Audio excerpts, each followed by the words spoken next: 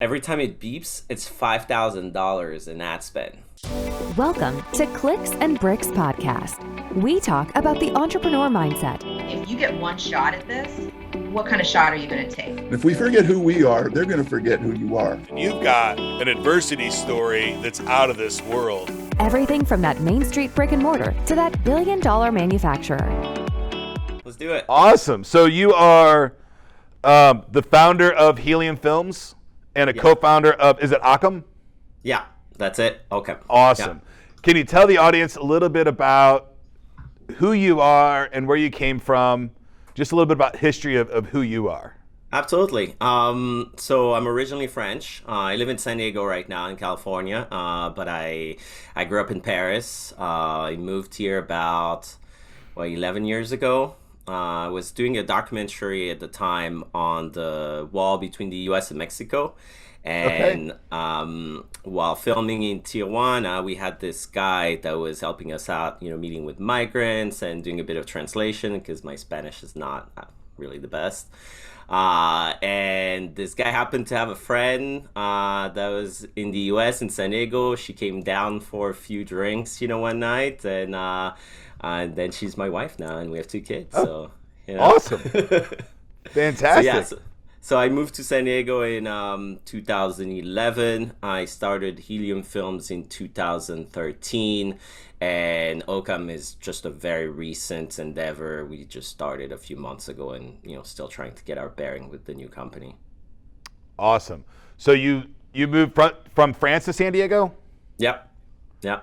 And was that to make this documentary, or was there other things in the mix? So the documentary, I was just spending 2 weeks here, right, to film some stuff, and so, but again, I met my wife, my future wife, and so came back a few times. We did some back and forth. We got married in France, and then eventually she was like, okay, well, I want to go back to the States. She was studying at the time at Posit to go to Paris with me. Right.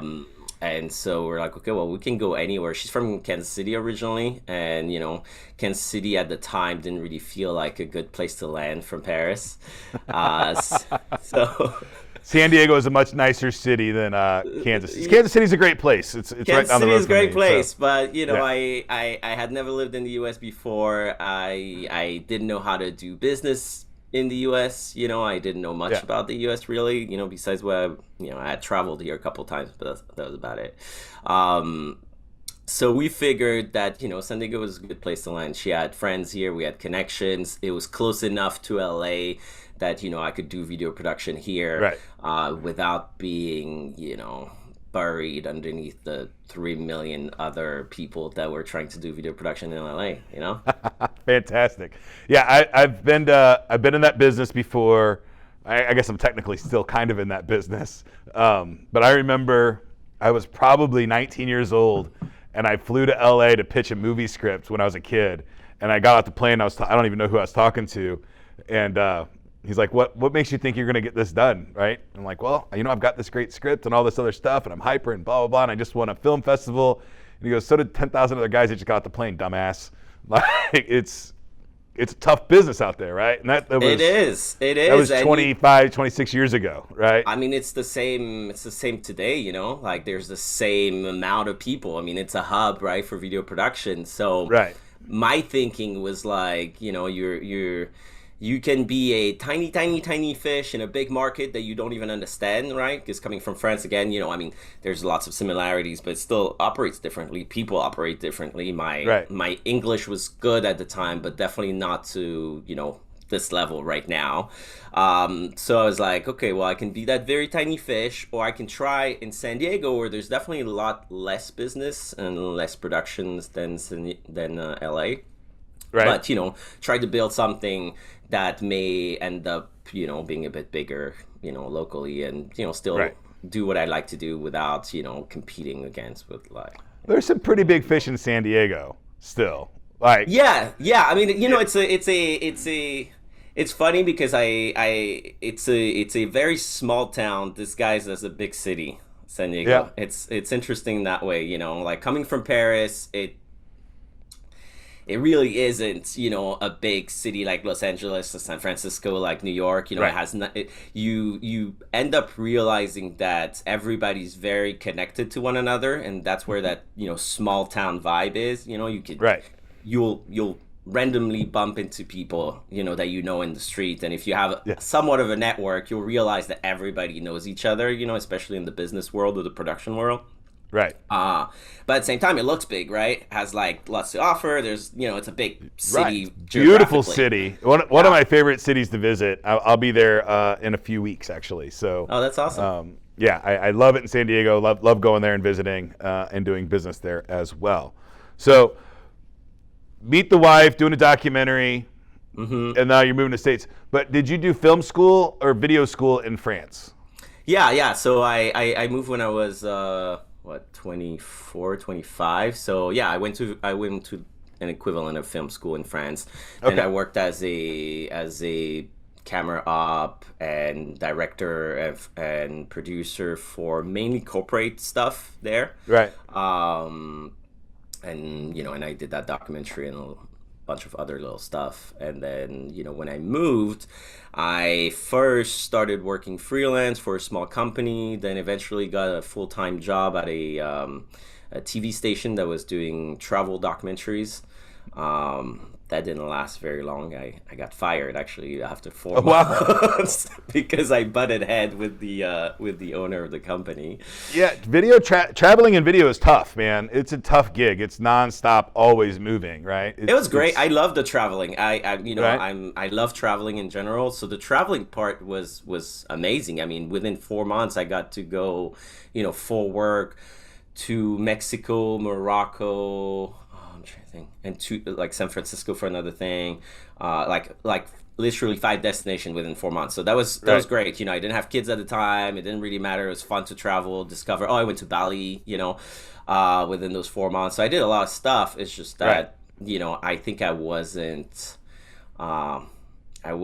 ready for a full-time job in a company. Because I worked freelance in France, and I always made my own schedule and had some level of, decision making, even though obviously you're always working for somebody else. Right. And then I got to that company, and I wanted to do the things my way and the way I thought was best for the project, right? Like for the company, really. And that just didn't work out. So yeah, I left video. Well, I left the entertainment industry, music and video, in 1999, and I went into IT, and I said, I might go back to video someday, but when I do it, it will be 100% on my terms, right? I'm not going to do, I did a documentary, or I did a training video on concrete, right? And I'm literally sitting there watching concrete dry, and I'm like, this is miserable. I've turned my life's passion into something I hate doing, right? And I just didn't like I didn't like the content that I had to create to make the money that I needed to make to survive. So I was like, I'm going to get out of this because I was making content that was not satisfying to me. Right? Yeah, so I hear you. IT. I've done actually, when I was in France, one of the big clients I did stuff for was Saint-Gobain. I don't know if you Saint-Gobain. I don't know how to pronounce that in English. Oh, anyway, it's like it's a giant company. It has like 6,000 people, across the world, and what it does. A big part of it is concrete. It does glass and all kinds of other stuff. So I went to plants. I did see, like film concrete drying, all it's horrible. Like, you chase your dream, and sometimes you chase your dreams and you get there and you realize, to make the money doing the thing that I want to do, I have to do some stuff that I don't really like doing. I hear you, although I'll say this. I think there's definitely something, I at least for myself, the reason why even though the topics, and over the years I've done a lot of stuff where I'm like, the topic's absolutely, very, very, very boring. Yes. The thing that, that got me to continue is that I think that even in a, concrete bullshit concrete video, right? There's something about the process that is cool, right? I enjoy the process of making video and the process of going from like you have an idea to like, oh, you have something that has, you know, a clear goal to whatever that client is and whatever audience it is, right? That part really doesn't change regardless of what the, you know, what content you're creating, right? What's the topic. And and that part's fun for me. So while I am going away from anything concrete related with you, I think it's good to do that kind of stuff just to learn the process, you know, like. Yeah, I'll tell you my worst video that I ever had to produce. It was exciting, and I still tell the story regularly. I was the AV tech at Washington University, so I was making med videos for the med students, and I got to make a how to properly reseal your body bag. So I got to spend like a week in the morgue making this video, and I learned so much. Like I felt like I was a med student after that year of making videos for med students, but pretty bizarre stuff. And for me, it kept getting put into, and it's kind of weird that I went into IT because now I'm doing stuff for other people too. But on the creative process, it was really challenging for me to try to see somebody else's vision and execute on it for them.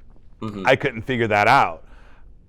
Is that something that you struggle with, or is that something that you find pretty easy to do, to take their vision and turn it into film for them, or video in this case? Yeah, I don't really have any issue with that. I mean, that's at the end of the day, that's the core of even, you know, what I'm doing now. So now what you know, what I'm focused on is commercials, right? With that new production company Ockham, what we're doing is, you know, going up market, so going just big brands and big agencies. So the process with, you know, in that case specifically is often that you have an agency that is, you know, has that client on a retainer, that big brand, whatever that is, and creates a bunch of creative material for them, including, you know, commercials, right? So as a production company, they'll subcontract to me to create and produce the whole commercial, but more often than not, you know, when they get to me, they have a script, they have a very clear creative idea of what they want, and so the goal is to, you know, execute it, yes, but also enhance it with, like, you know, other creative elements, right? So yeah, I mean, that's fine with me. I actually do like, and that's why I like commercials, I think, you know, because I think there's something about the precision that you need to have in commercials, you know, where every frame counts, and every frame, you know, every single frame needs to like add something, or at least every shot needs to add something to the story visually. I think that level of precision is cool. I mean, I think there's a lot of creativity to be found within, you know, that kind of boundaries. And I mean, I enjoy that, you know, and so I you're get not, that it's not for everybody. When they're coming to you, their vision is extremely clear, and you just not have to put that into video for them. It depends, and make right? it. Okay. Yeah. That I think I would enjoy. Right. Some agencies, their vision is kind of like up in the air. It's just a concept. Some have zero vision. They're just like, okay, this is the client. This is what they're selling. This is what we want. You know, just do you have an ID, right? And we'll come up with an ID and a concept and a budget and everything. Some others have just a high level concept of like, you know we want to put, you know, this guy in this car in this kind of environment, and overall, you know, the message should be that this car gets great mileage, and we want it to be funny, right? Okay. Yeah, that's a little challenging, right? Well, I mean, you know, like you give give parameters, and then you evolve within those. And then some others, you know, will give us a script, right? And but even within a script, there's always room for, you know, even if you have actual line of dialogues and actual description, it's like it's a different thing to, you know, line of dialogues on a page and you know, video production. What exactly are you? How are you? You know, making this script come to life, you know, what's the environment exactly, you know, say the script says it's, you know, it's in a house. Well, what kind of house? You know, is it a house in the Midwest? Is it a house in California? Is it a house that is fancy? Is it modern? Is it, you know, like old school? Is it, and all those stuff, you know, those little details, they will inform the audience on like who that character is, you know, what's the demographic, right? Little snippets in the background. So that's what I'm saying. I think there's a lot of opportunity even within very narrowly constrained creative endeavors, whatever that is, Right. to be creative yourself, right? So yeah, I'm fine doing stuff that are for where the creative idea is already very very set. Very defined for you. Okay, Yeah. that's wonderful. So you move here, you do some documentaries, meet your future wife, you end up moving to San Diego, figure out you can't work for other people, and you start Helium Films. Everything is chugging along, right? How long was it when you started Helium Films before you got your first client? For the people out there that are thinking, man, I want to start a video production company. It was really quick, actually. Okay. Like a month. Okay. So a month, like that's a long time for some people, right? Some people are like, oh, I'm going to start this company. I have my first customer tomorrow. Oh, well, that's not going to happen. I mean, so a month is I think is a really good turnaround to get your first client. Was that from the time that you incorporated the company, had the website, had billing, all that stuff all done? Or was it kind of like, hey, I'll get my first client and then I'll figure out all that other stuff? No, I think I did that first because I was working freelance at the time. After that stint at the company, I went back to freelance. Right. I was still doing I was still working freelance, I was still making money this way. So I didn't have like to really. So you had a lot of process already created for Helium Films that you were able to bake your freelance business into it. Well, my freelance business was for other production companies, so I couldn't really, I was all of a sudden becoming a competitor, so I couldn't really completely. Yeah, I couldn't use a lot of that, right? But yeah, I mean, I did the the main stuff, right? The incorporation and the website, I think first. I mean, the website is important, right? Like anytime you're going to talk to somebody, they want to see something. And in my line of work, you need to show a reel, you need to show some past projects and whatnot. What I did though was, because I wanted to kind of kickstart the process, so I did two things that I think got me there a little faster than usual. Because yeah, maybe people think that a month is short, but really it's not. I mean, I was thinking I was ready, financially for 3 months, and and even then at the time I was like, that's a little short. I really need to bust my ass because that's a little short, So I did two things. One, I set up my business within a photography studio that I had a relationship with. So I rented space within a photography studio where I knew that the photographers there, were doing just photography and maybe in the future some video production, right? So there could be collaboration there. Also, that move added another thing that all of a sudden, even though I was just starting, I could, and I didn't have that much money and not a whole lot of clients, I could talk to my new clients in a space that all of a sudden made me look a lot bigger than I was, right? Which is always there's an element of trust in selling anything, especially services like that, so that helped tremendously, right? And then the last thing that I did, because again I was freelance before, so all the stuff that I had done for other production companies I couldn't use for my own, right? Like, especially in the same city, you're not going to take their stuff and say, oh, we produced this, where really, I mean, yes, I did produce it as a producer, but I don't own the footage, I don't own all those clients. So what I did is that I reached out to my former boss in France that was hiring me, that I had a really good relationship with, and still have a really good relationship with. We had a company in Paris, and I told him like, hey, what about I do, it was called Helium Films. It still called Helium Films. What about we do Helium Films USA? And I run it, and it's completely separated from you, but, for you, it just gives an opportunity for your client to say, like, I have a branch in the US, and maybe you'll get more business this way. And for me, it allowed me two things. One, to, again, make myself appear bigger than I was, because now I had a partner in France. And then two, also be able to tap into all the material that other company had to show for, right? So this way I could go to client and be like, look, I have a reel, have all kinds of stuff. This is the type of clients that, I've worked with. And that helped a lot, I think, landing client. And that plus just relationship, right? Networking and just, people around town that needed stuff done.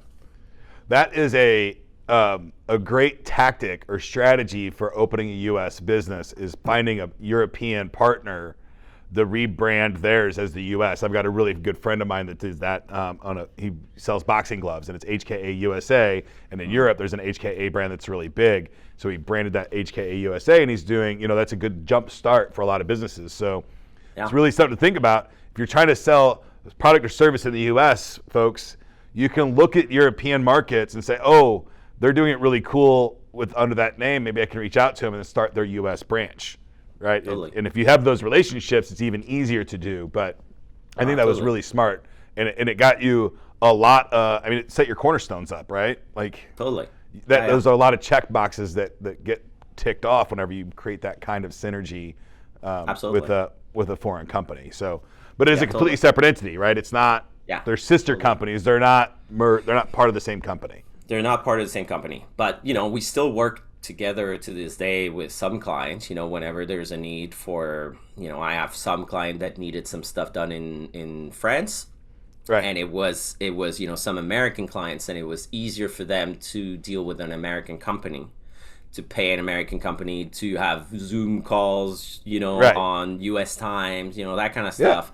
And but then still have the work done in French. So we did that a few times, and recently even like the other way around, with the French company, same thing. They needed to pay for, like, it was for a documentary that was shot in LA. They needed to pay in France specifically because of whatever deal they had, with the distributor or whatnot. And so they could pay my partner, and then my partner, send me the money, and then obviously he gets a cut, and then everybody's happy, and it just adds more business. Yeah. Sure. Awesome. All right. So that's a lot of history on the business. I love it all. Congratulations for overcoming. I'm sure you had a ton of obstacles and hurdles, and you had a 3-month runway. Congratulations on hitting that, because it's not always easy, and I know it's not stress-free at all. Right? So it's a lot on a person's plate. But moving forward, to give the audience a lot of value today, so you primarily make commercial video, right? Yeah.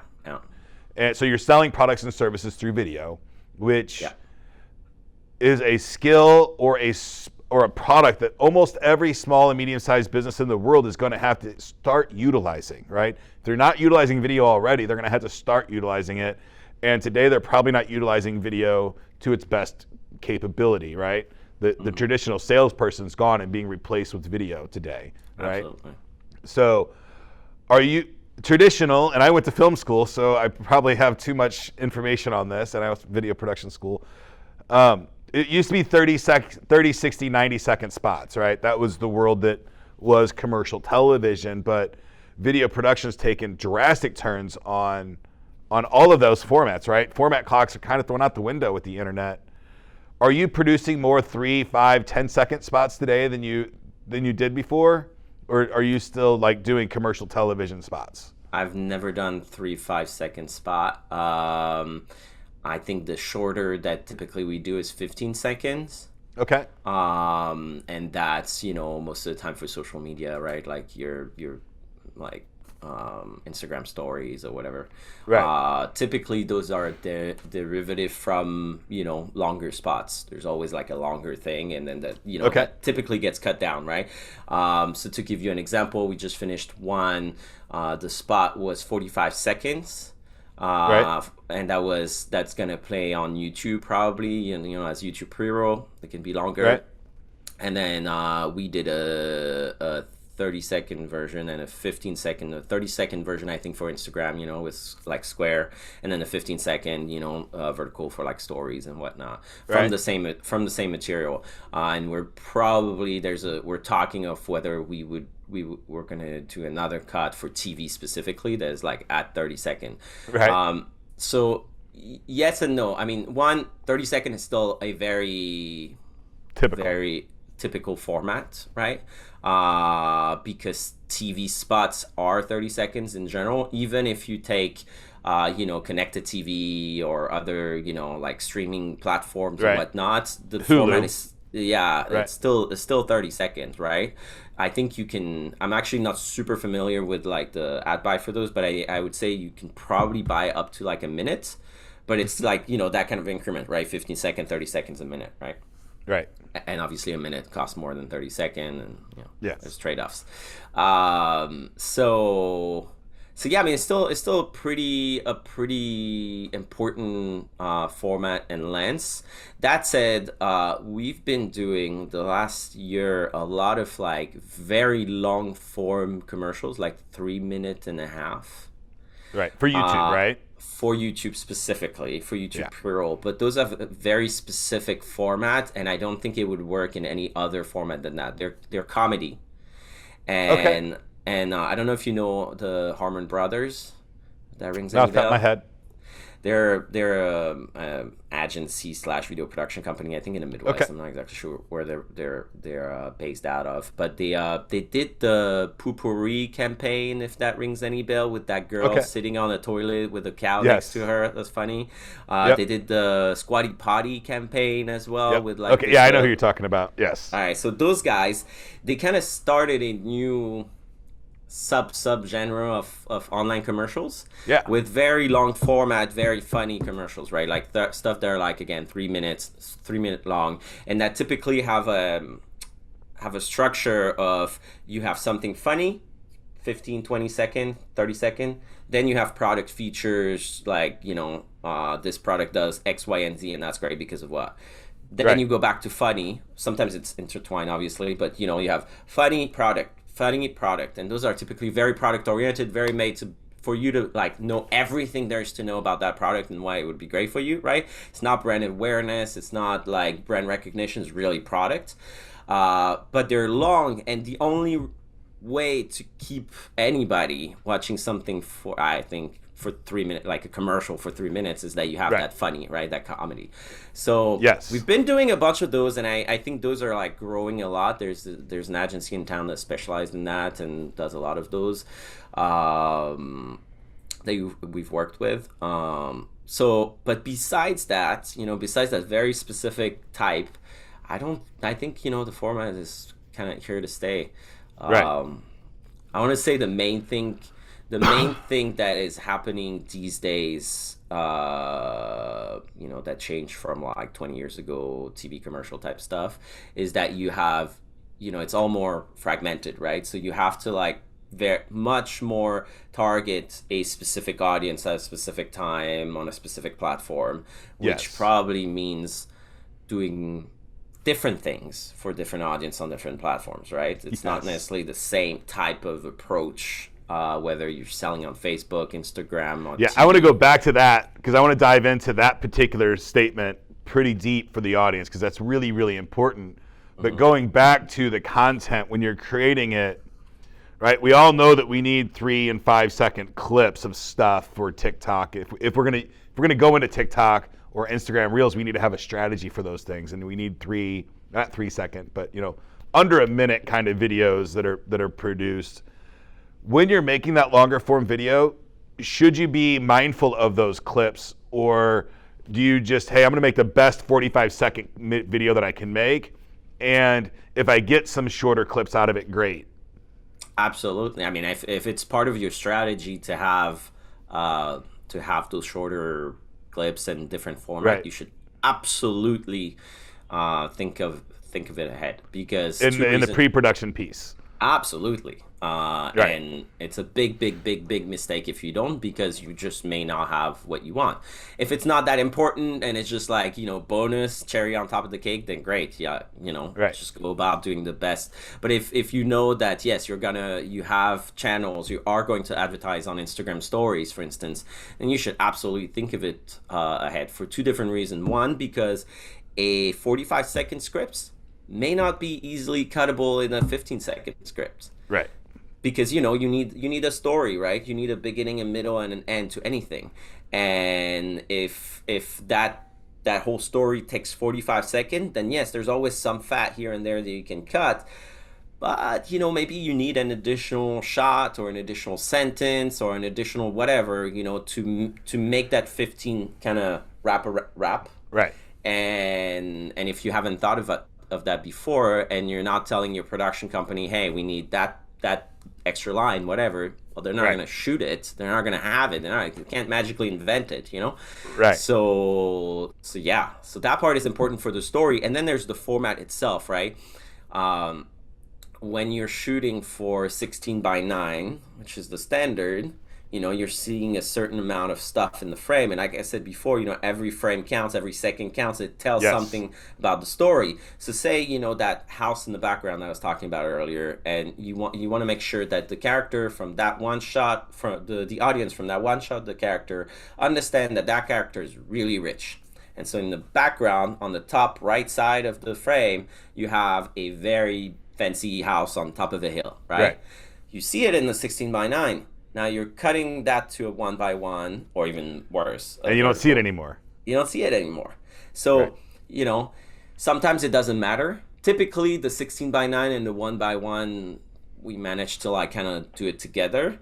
Sometimes you can get away with it. Yeah. Yeah, sometimes you can get away with it. The vertical is rough. We typically we will shoot some shots separately just for the vertical. Because they're just not made for, you can't like squeeze this within I this, struggle so hard coming up with a TikTok strategy that I can use with the main content that I create, because we create it in long form and wide. So literally, and I've come to the conclusion, and you can maybe, and I have a lot of consultants here, that it's not enough just to have 2 cameras, one vertical and one horizontal, shooting you at the same time to make the content. You literally have to make TikTok and Instagram content for Reels, and wide form content for YouTube and those others. You literally have to shoot it multiple times. Probably, yeah. I mean, yeah, definitely. I mean, there's the format there. Again, there's the story. There's the audience too, right? Like the way. So let's dive into the audience, right? Because that is where we go into a whole lot of different videos for every product, right? Or so let's just create a product like. Wet Wipes. I interviewed the marketing director from Wet Wipes a couple months ago, and they literally have different commercials for every case use showing different people, right? Yeah. And do you find that most brands are missing the boat on that, or why is that important to have when you're making a video to sell a product, having the content wrapped around the person that you're selling it to, having a like picture? I think that's absolutely, it's indispensable. It has to be targeted to your specific audience for them to respond to it, right? Like if you're trying to sell me what can I think of some, a wedding planner services, right? I don't need that. I'm married, so I'm not the right audience. I think that level of understanding every marketers do, because, yes, you're going to target to the right type of audience that watches, that wants your stuff, but also, again, the specific narrow, of the platform. Where are they watching it? How they're watching it, what works on that platform specifically, and again, yes, what's that audience, right? You want people to connect with your commercial, connect with your product, connect with your brand, right? And if you're not addressing them specifically, whoever that them is, you're probably going to miss the boat, because if you're like if the commercial shows a person in their 70s who has trouble walking and lives in New York, I'm not going to recognize myself in that, right? Like, I'm just not that person, so why would I care about I would think that's product? A bagel commercial. Yeah. So I mean, you can get away with like different. Then it depends really on your, the creative ID. So it's not like an absolute, but I think it should absolutely be like, again, the channel, the format, the audience, everything should be catered to those. And I do think that brand do it most of the time, where it's more like smaller brand that don't really do that, but it's a cost issue, because the problem the mega brands, right? Nike doesn't need to make ads for the female I mean, they do. Nike does do that. Nike does do that quite a bit, right? They make it for the female runner, they make it for the baseball player, they make it for the wrestler. They make for each. And so you think shoes, every person has to have shoes, right? There's not too many people running around the planet saying, "Oh, I don't need shoes," right? That'd be a great life if you could do that. But so literally they have their main branding of just do it, Nike, the swoosh, all that stuff. But then they have all of these subcategories of ads that they run for the very specific person that they're wanting to do it, right? It would be silly to sell a wrestling shoe and have, a woman running in that ad. Absolutely. I mean, yeah, look at even just go on their YouTube. You'll see it's super, super, super segmented. There's like lots of different categories of people. And that's just as far as like who's represented, right? You'll have, like you said, you have women, you have men, you have LGBTQ, you have, I remember a couple years ago, like something that with a disabled person that was running. So, you know, they're really opening up like, and Nike is all about that, right? It's all about the making you feel connected to whoever is on screen, right? Yeah, Nike like never says buy my shoe. You should see yourself into that runner, right? It's like, okay, I want to run, but I don't run, and this person looks just like me, and that person is running. That person is doing kick-ass stuff. I'm gonna buy the shoes. I'm gonna run like them, right? Right. So they do it with the talents that they choose to really represent demographics and categories, but they also do it per channels. Again, that's important. They're not gonna advertise the same way on TikTok that they will on Instagram. You know, it's not the same type of content that you see there, and therefore it's not the same type of content that people react positively to, right? It needs to fit within that platform, whatever that is, right? Right. And I think my biggest advice for people out there, that if you're making an ad, it should just look like the content that platform is serving, right? If you're making a TikTok ad, it shouldn't be buy my shoes today. It should be a showing your shoes and maybe a swipe up to buy now, but you should not be in there saying buy my product, buy my product, buy my product. It's the wrong marketing message. Right. And I think the internet let us get away with that for a very long time, right? Mm-hmm. But now with video coming to the mainstream, really, you know, bandwidth to the part now to where video is pretty nice on the internet. It wasn't that great 10 years ago even, right? So, but now it's fast, it streams good, and all those things. So video is taking place, and storytelling is going to have to be in your wheelhouse, or you're just not going to sell stuff. Oh, absolutely. Right? I mean, you need to tell. I mean, you need to tell your story. You need to showcase your product, and you need to do it in different ways. I was on set recently with the creative director of a local brand. And what he was telling me was interesting, because we were doing this really scripted, you know, high production value commercial, right? Right. And we're talking about their strategy for selling their product, and it was like, yeah, it's funny because we do, and funny too. They do all their stuff is very funny. So it's like, yeah, we do those. Those are great for like brand awareness, and for, you know, it sells a little bit of product, but really just to like set the tone of who we are, the high production value stuff. But really the thing that actually converts the most in selling our product are like influencer type persons, you know, doing a selfie video on Facebook. Those are the ones that convert the most on Facebook, right? But they still need to do, and they still feel a need to do the other ones, because the other ones set the tone of like, this is who we are as a company. And so when next time you think of them as a company, you're like, oh yeah, those guys are cool and funny, and, you know, and their product is nice. So yeah, I'm gonna go buy it. You know? Yeah, I mean, you know, a 15-year-old kid today sees Jake Paul with his abs and he uses a product and like, well, I want to be like him. So they buy that product, right? It's very simple association, right? People buy the things that they want to be associated with, and the influencers are a great way to get that product sold. So do you think that the small and medium-sized business owner isn't adopting this video at the rate that I think that they should be, at least? Because what do you think the reasons are that a medium-sized business owner is struggling with video strategies today? Is it complexity, lack of knowledge, or is it just too expensive to do today? I mean, I think it's expensive. I mean, again, it depends what you're doing, right? Like if you're doing the selfie type video influencer, I mean, literally you could do it with like non-influencers, just hire an actor and, you know, do that in your office, right? That's going to be really cheap, and you can do a lot. And it's, at least lately, all those things change often, right? But lately seems like it's pretty effective for brands.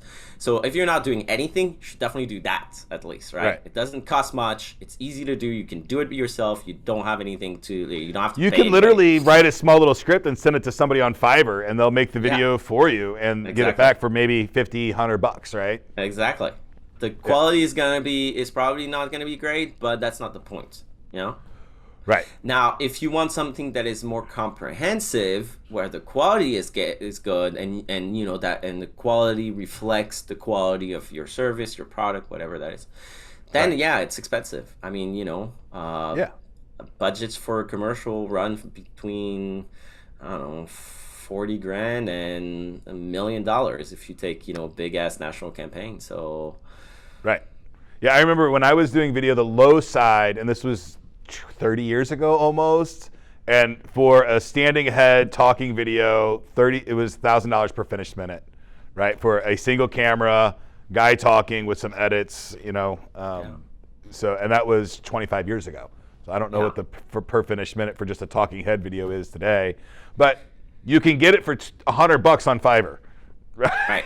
So if you got to write the script, send it out. You know, there's a lot of commodity stuff that you can do to get started.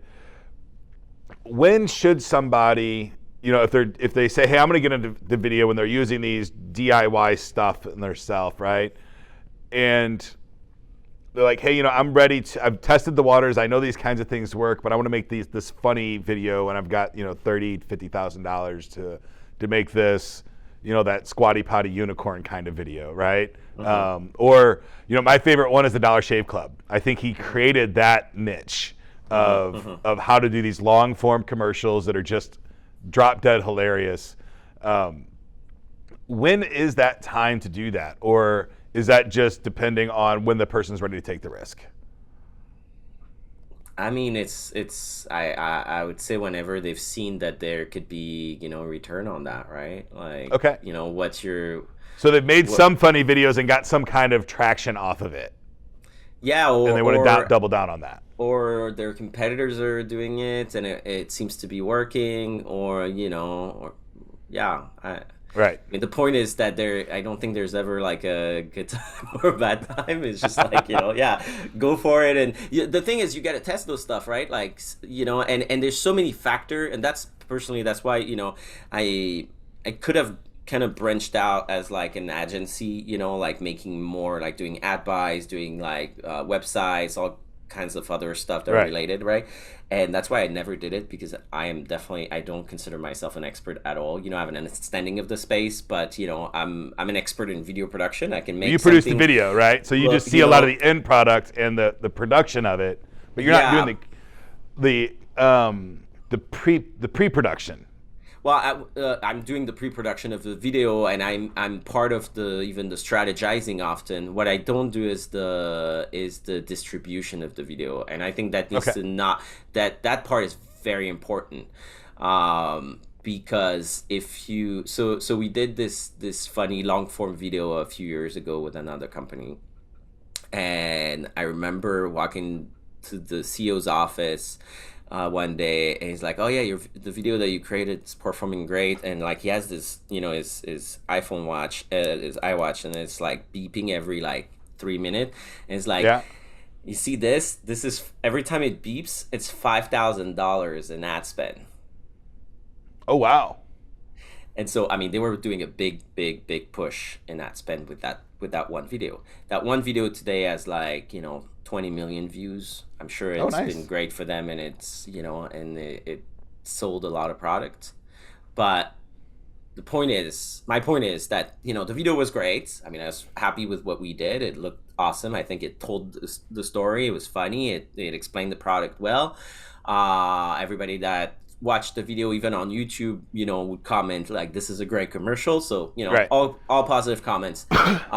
But really, you know, something that's very important is that they were putting a lot of money behind it after the fact, right? The video itself was like 40 grand or something like that, right? But then they were spending a shit ton, like in $1 million, you know, in ad spend. That part, I think they were doing it because they could control it a little bit better, right? Because, you know, you could see the exact ROI with, you know, their product was sold online, so they could see the exact ROI of like, okay, I'm putting $1. You know, it cost me, say, $100 to get a customer, and so if I put $5,000, I know exactly plus or minus 3% what I'm gonna get. So, you know, they were pushing it a lot. My point is just that part is very important as well. It's like, what do you do with the video? How do you promote it? How do you push it? How do you make sure people see it? And really the cost the cost of the production is really nothing compared to, like, if you're going to put money into something, you should put it into the distribution first. So, do the video for like $100 and then go spend 50 grand in like pushing that video, right? You're going to see more result than if you're doing the other way around. If you're doing $50,000 video and then $100 in ad spend, that's not going to get you anywhere, Absolutely. And I think a lot of people are afraid to spend big money on the ad spend, which is weird to me, because if you have an ad that works, right? If I put $100 into the ad, I get $110 back. Well, I'll do that as many times as I possibly can, right? But people are afraid to put big money into their ad spend for some reason. And I think that's because they don't know until they try it, right? And in this world, you can make videos and push them out and then they don't hit, right? I mean, feature films sometimes don't do great. But even on the feature film side, if you think if the movie Spider-Man came out and they didn't spend millions of dollars on the commercials, and then nobody would see it. It'd be this great piece of art sitting on a shelf somewhere that nobody ever got to see. So I think what I really like about the current landscape of video production as a whole is that not only are you making commercials, if you do it right, like Dollar Shave Club or the purple Yeti for their beds, right? People seek those commercials out to watch them for entertainment. They're not just selling you something. They're telling a story, and they're fun and they're entertaining. And I think that is, a really fun place to be working in, right? Totally. I love that format, and that long form funny format. It is cool because you see it on YouTube. The comments are definitely hey, I looked for this thing. First video that I looked for. First commercial that I looked for after I saw it as a pre-roll. And that's very validating, and that's why I think that specific format is working so well right now. Because people keep watching it and think it's funny, right? I wouldn't dismiss, however, all the other either non-funny or funny but a lot shorter format, because there's a place for that too. There's the 30-second format of commercials comes from just the fact that people don't have a long attention span, right? It's just like it's getting shorter. It is getting shorter. So Absolutely. so those shorter formats are important as well. It's just a different approach, Right. But the thing is, you never know. I mean, you gotta test those. There's so many variable to. Something could be funny on a page and be cringe in the final product just because the casting was not right, or like or the delivery of one line was not right. So you never know. Right.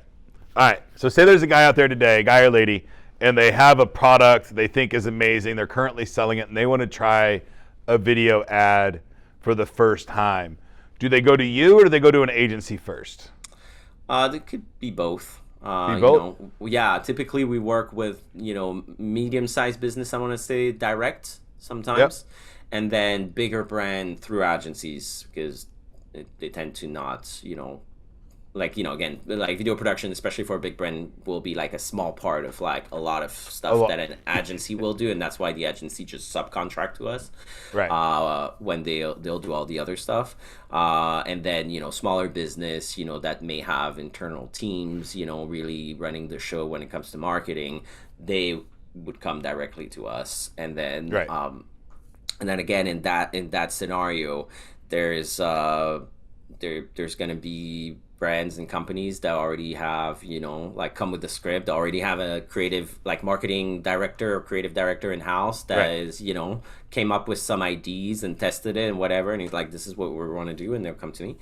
Or it could be, we have this one product, we have this one ID, we have those channels, we have this demographic, we want to do something kind of like that. I mean, often that's how the conversation starts. Like, hey, my competitor or this other company is doing this really cool thing that I think really connects and really works. So can we do something like that before us? And we can come in with like script writing and like some creative ideas. So do you charge for that first initial consult call, or is that something that they can get at no charge? No, typically the first consult is no charge. Let's get to know each other and understand, what are their goals, where are they at in the creative process, and typically if they don't have, I'll just ask a bunch of questions, like about their brand, about their positioning, about their demographic, about what they like in general. Like, hey, show me stuff that you like. Right. Show me stuff that you think would work for your brand.